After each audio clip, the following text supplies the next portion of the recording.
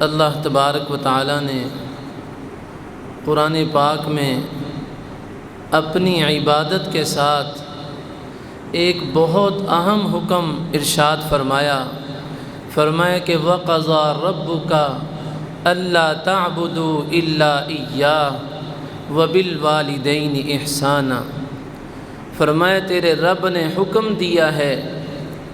کہ اللہ کے سوا کسی کی عبادت نہ کرو اور والدین کے ساتھ حسن سلوک کرو۔ دوسری جگہ ارشاد فرمایا وَوَصَّيْنَا الْإِنسَانَ بِوَالِدَيْهِ إِحْسَانًا، ہم نے انسان کو اپنے والدین کے ساتھ حسن سلوک کرنے کا حکم دیا ہے۔ وجہ کیا فرمایا کہ حملتہ امہ کرہا ووضعتہ کرہا وحملہ وفصالہ 30 شہرا۔ فرمایا کہ اس کی ماں اس کو مشقت کے ساتھ اپنے پیٹ میں اٹھاتی ہے اور مشقت کے ساتھ اس کو جنم دیتی ہے، اور 30 ماہ تک اس کو پیٹ میں اٹھانا اور گود میں لے کے پھرنا، یہ 30 مہینے اس کی پریکٹس رہتی ہے۔ اور ایسے فرمایا کہ وَوَصَّيْنَا الْإِنسَانَ بِوَالِدَيْهِ حُسْنًا، ہم نے انسان کو اپنے والدین کے ساتھ حسن سلوک کا حکم دیا ہے۔ حملتہ امہ وہنا علی وہن وفصالہ فی عامین ان اشکر لی ولوالدیک الی المصیر۔ ہم نے انسان کو والدین کے ساتھ حسن سلوک کا حکم دیا ہے کیونکہ اس کی ماں اس کو کمزوری در کمزوری کے ساتھ اپنے پیٹ میں اٹھائے پھرتی ہے۔ اور فرمایا کہ ہم نے انسان کو حکم دیا ہے انشکر لی، کہ میرا بھی شکر ادا کرے، ولی والدیک، اور اپنے والدین کا بھی شکریہ ادا کرے۔ الی المصیر، پھر میری ہی طرف تم سب کا لوٹ کے آنا ہے۔ تو والدین کے ساتھ حسن سلوک کا حکم قرآن پاک میں احادیث مبارکہ میں جا بجا ارشاد فرمایا گیا، اور 5 حکم سورہ بنی اسرائیل میں اللہ تبارک و تعالی نے ایک ہی آیت مبارکہ میں عطا فرمائے اما یبلغن عندک الکبر احدہما او کلاہما فلا تقل لہما اف ولا تنہرہما وقل لہما قولا کریما۔ اگر والدین میں سے کوئی ایک یا دونوں تمہاری زندگی میں بڑھاپے کو پہنچ جائیں، فلا تقل لہما اف، ان کو اف تک بھی نہ کہنا، ولا تنہرہما، اور ان کو جھڑکنا بھی نہیں، وقل لہما قولا کریما، اور ان سے عزت سے بات کرنا، ادب سے بات کرنا، واخفض لہما جناح الذل من الرحمہ، اور فرمائے عاجزی اور انکساری کے ساتھ، شفقت اور محبت کے ساتھ اپنے پہلوؤں کو، اپنے وجود کو ان کے سامنے جھکا کے رکھنا۔ اور 5واں حکم ارشاد فرمایا کہ اگر والدین دنیا سے چلے جائیں اور زندگی میں خدمت کر کے یہ جنت نہ حاصل کر سکا، خدمت کر کے ان کو راضی نہ کر سکا، اب اس کے لیے یہ ہے کہ ان کے دنیا سے جانے کے بعد اب ان کے لیے دعا کرے رب ارحمہما کما ربیانی صغیرا، اے اللہ تو میرے والدین پہ ایسے ہی رحم فرما، ایسے ہی شفقت فرما جیسے انہوں نے بچپن میں شفقت کے ساتھ میری محبت کے ساتھ تربیت کی، کہ میں نقصان بھی کرتا تھا، چیزیں بھی توڑتا تھا، پیسے بھی ضائع کرتا تھا، ان کا دل بھی دکھاتا تھا، تکلیف بھی پہنچاتا تھا، لیکن ان کی شفقت، ان کی رحمت، ان کی ہمدردی میرے ساتھ برابر چلتی تھی۔ اے اللہ تو بھی ان پہ ایسے ہی رحم فرما۔ تو یہ اولاد کے اوپر لازم ہے زندگی میں خدمت کرنا اور دنیا سے جانے کے بعد ان کے لیے دعائے رحمت کرنا۔ رب ارحمہما کما ربیانی صغیرا، اور فرمایا کہ یہ اولاد کی والدین کے حق میں دعا یہ اتنی قبول ہوتی ہے فرمایا کہ والدین جنت میں ایک درجے پہ ہوتے ہیں، ایک دم سے ان کا درجہ بڑھا دیا جاتا ہے، پروموشن ہو جاتی ہے، درجہ اوپر والا مل جاتا ہے۔ وہ پوچھتے ہیں اے باری تعالی، ہم یہاں پہ کوئی نیکی تو کر نہیں سکتے، آپ نے ہماری ایک دم سے پروموشن کیوں کر دی، ہمارا درجہ کیوں بڑھا دیا گیا؟ اللہ فرماتے ہیں کہ تمہاری اولاد نے تمہارے لیے دعائے مغفرت کی ہے، اس دعائے مغفرت کی وجہ سے تمہارا ایک درجہ بڑھا دیا گیا۔ تو جو اولاد نمازی ہوگی وہ ہر تشہد میں پڑھے گی ربنا اغفر لی ولی والدی وللمؤمنین، اے ہمارے رب میری بھی بخشش فرما، میرے والدین کی بھی بخشش فرما، اور تمام ایمان والوں کی بھی بخشش فرما۔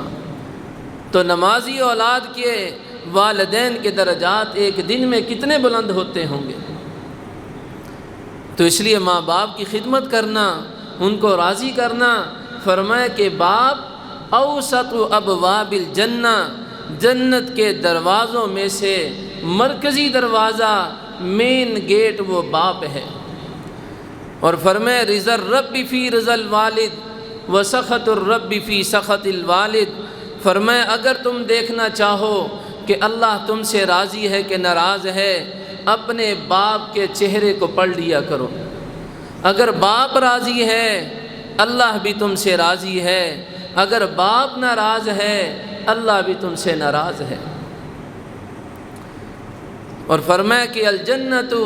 تحت اقدام الامہات، جنت ماؤں کے قدموں کے نیچے رکھی گئی ہے،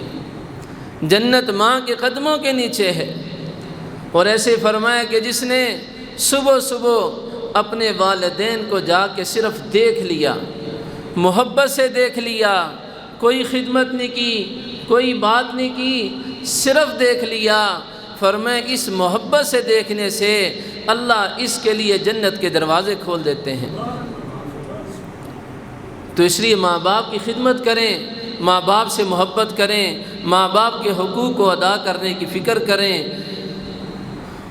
اور کبھی بھی والدین کے ساتھ بے ادبی کا معاملہ نہ ہو۔ سیدنا ابو ہریرہ رضی اللہ تعالیٰ عنہ مسلمان ہو گئے، اب ماں کافرہ ہیں، نبی علیہ الصلاۃ والسلام کی خدمت میں آتے، علم حاصل کرتے، احادیث سنتے اور گھر چلے جاتے۔ جب گھر پہنچتے تو ماں ان کو پکڑ کے خوب ان کی پٹائی کرتی کہ تو نے اپنا دین چھوڑ دیا، تو نے اپنا مذہب چھوڑ دیا اور تو بے دین ہو گیا۔ تو سیدنا ابو ہریرہ رضی اللہ تعالیٰ عنہ گردن جھکائے اپنی والدہ سے جوتے بھی کھا رہے ہیں، پٹائی بھی کروا رہے ہیں، لیکن زبان سے ایک لفظ بھی بے ادبی کا نہیں نکال رہے، ایک لفظ بھی بے ادبی کا نہیں نکال رہے کہ جی آپ کو کیا معلوم، آپ کو کیا پتہ، بے دین تو آپ ہیں۔ کوئی اس طرح کی بات نہ کی، کوئی اس طرح کا طعنہ نہ دیا۔ ایک دن نبی علیہ الصلاۃ والسلام کی خدمت میں حاضر ہوئے، آ کے عرض کیا یا رسول اللہ صلی اللہ علیہ وسلم، اب تو مار کھا کھا کے بس ہو گئی ہے، اب آپ میری والدہ کے ایمان قبول کرنے کی دعا فرما دیں۔ تو نبی پاک صلی اللہ علیہ وسلم نے ہاتھ اٹھائے، سیدنا ابو ہریرہ رضی اللہ تعالیٰ عنہ دعا مانگنے کی بجائے پیچھے کو دوڑنا شروع ہو گئے۔ کسی صحابی نے دیکھا، انہوں نے کہا کہ ابو ہریرہ دعا تو مانگ لو، کدھر کو بھاگ رہے ہو؟ فرمایا کہ میں یہ دیکھنا چاہتا ہوں کہ میں پہلے گھر پہنچتا ہوں کہ میرے محبوب کی دعا پہلے گھر پہنچتی ہے۔ تو جب گھر کے دروازے پہ پہنچے تو ابو ہریرہ کی والدہ دروازے پہ کھڑی ہیں کہ بیٹا مجھے بھی اسی محمد کے پاس لے چل جس کا تو غلام ہے، میں بھی اس کا کلمہ پڑھنا چاہتی ہوں صلی اللہ علیہ وسلم۔ تو والدہ کو لے کے آئے اور فرمایا کہ میرے محبوب علیہ السلام کی دعا میرے پہنچنے سے پہلے پہنچ گئی۔ تو صحابی رسول ہیں اور اتنی احادیث کے راوی ہیں، لیکن والدہ کا اتنا ادب و احترام کہ حق پہ ہوتے ہوئے بھی والدہ کے ساتھ کوئی بے ادبی نہیں۔ امام اعظم ابو حنیفہ رحمۃ اللہ علیہ بہت بڑے امام ہیں، اللہ نے بہت علم عطا فرمایا ہے، لیکن ان کی والدہ، ان کو کسی اور عالم پر یقین تھا۔ جب کوئی مسئلہ پیش آتا تو امام ابو حنیفہ سے کہتی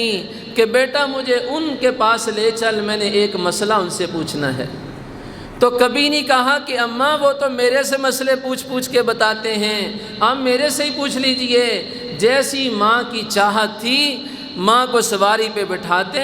اور لگام جانور کی پکڑ کے اس عالم کے پاس لے جاتے، اور بہت سے مسائل میں ان کے پاس جواب نہ ہوتا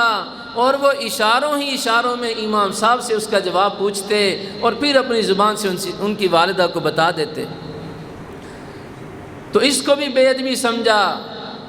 کہ یہ نہیں کہا کہ اماں وہ تو خود میرے شاگرد ہیں، خود میرے سے پوچھ کے بتاتے ہیں، آپ ادھر کیوں جاتی ہیں، میرے سے پوچھ لیا کریں۔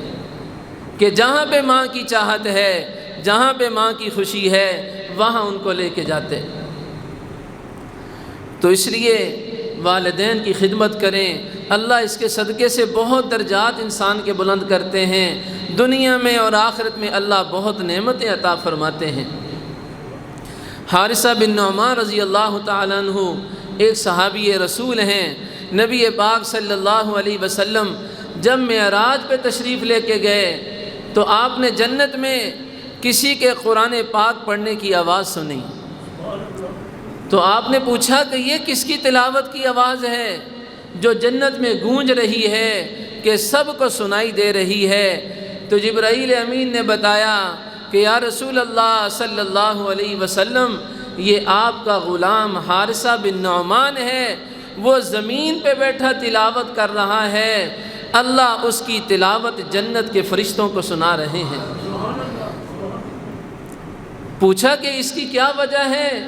کہ وہ تو زمین پہ، یہ کون سا ساؤنڈ سسٹم ہے جو زمین کی آواز جنت تک پہنچا رہا ہے؟ انہوں نے بتایا کہ یہ والدہ کی خدمت اتنی حد تک کر رہے ہیں کہ اللہ کو اتنے محبوب ہیں اپنی ماں کی خدمت کی وجہ سے کہ اللہ نے حکم فرمایا ہے کہ جب تلاوت کریں تو جنت میں ان کی تلاوت سنائی جائے۔ تو ان کے بارے میں آتا ہے وہ والدہ کی ایسی خدمت کرتے، اپنے ہاتھوں سے کرتے، اپنی بیوی سے نہیں کہتے تھے، اپنی والدہ کے کپڑے خود اپنے ہاتھوں سے دھوتے، خود ان کا آٹا گوندتے، خود روٹی بناتے اور خود نوالے بنا کے ماں کے منہ میں ڈالتے، اور خود ان کے سر پہ تیل لگاتے، خود کنگھی کرتے اور جوئیں تک نکال کے خود مارتے، اور پھر ان کے سامنے ہاتھ باندھ کے کھڑے ہو جاتے کہ والدہ کسی چیز کی فرمائش کرتی تو ان سے دوبارہ نہ پوچھتے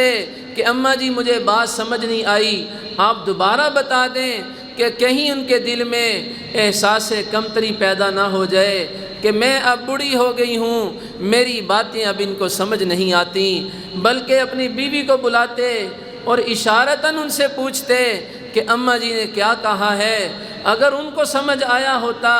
وہ بتا دیتی، اگر ان کو بھی سمجھ نہ آتی تو اپنے اندازے کے مطابق جو چیزیں سمجھ آتی کہ اس کی فرمائش کی ہوگی، اس چیز کو مانگا ہوگا، وہ سب چیزیں لا کے سامنے رکھ دیتے، جو ان کو ضرورت ہوتی وہ لے لیتی اور بقیہ چیزیں یہ اٹھا لیتے۔ تو فرمایا کہ آپ کے وہ صحابی اتنے خدمت گزار ہیں کہ اللہ نے ان کی خدمت کی وجہ سے یہ انعام عطا فرمایا ہے کہ وہ تلاوت دنیا میں کرتے ہیں لیکن ان کی آواز جنت میں سنائی دیتی ہے۔